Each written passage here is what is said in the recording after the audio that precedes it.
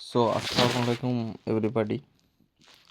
তো এই যে যুব ভাতা, যে স্কিমটা নতুন লঞ্চ হয়েছে, ভাতাই বলছি যেহেতু, ঠিক আছে, যুব ভাতা যেটা, তো কারা কারা পাবে এটি অ্যাপ্লাই করতে?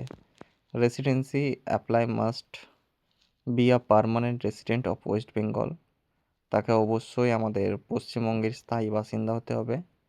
আর age limit between 21 to 40 years as of 1/1/2026। বয়স 21 থেকে 40 বছরের মধ্যে হতে হবে।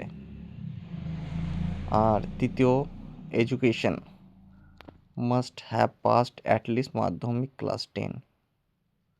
ন্যূনতম শিক্ষাগত যোগ্যতা মাধ্যমিক পাস হতে হবে। Employment must be currently unemployment, মানে তাকে আনএমপ্লয়মেন্ট হতে হবে, মানে সে কোনো ধরনের যদি চাকরি করে তাহলে সে এই ভাতাটি পাবে না। ব্যাংক অ্যাকাউন্ট মাস্ট অ্যাক্টিভেট, এক কথায় ব্যাংক আধারের সঙ্গে লিঙ্ক থাকতে হবে। ডিবিটি লিঙ্ক যেটাকে বলে, এনপিসিআই, আপনারা আধারের ওয়েবসাইটে গিয়ে সেটি চেক করতে পারবেন যে আপনার ব্যাংক সে অ্যাকাউন্টের মধ্যে ডিবিটি লিঙ্ক আছে নাকি। যে অ্যাকাউন্টের মধ্যে ডিবিটি লিঙ্ক থাকবে আপনারা সেই অ্যাকাউন্ট নাম্বারটি সেখানে জমা করবেন।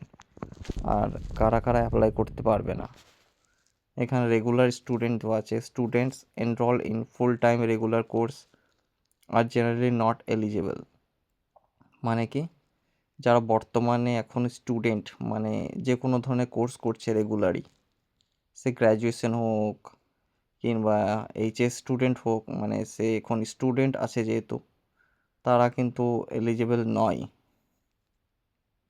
ঠিক আছে। আর দ্বিতীয়, গভর্নমেন্ট এমপ্লয়মেন্ট, আপনি যদি কোনো সরকারি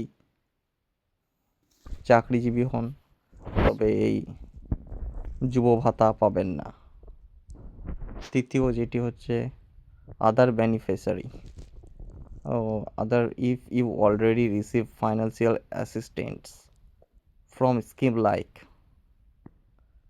Yuvasri Employment Bank, Yuvasri যদি হন তাহলে পাবেন না। Old age widow pension, old age তো এমনিতেই হবে না।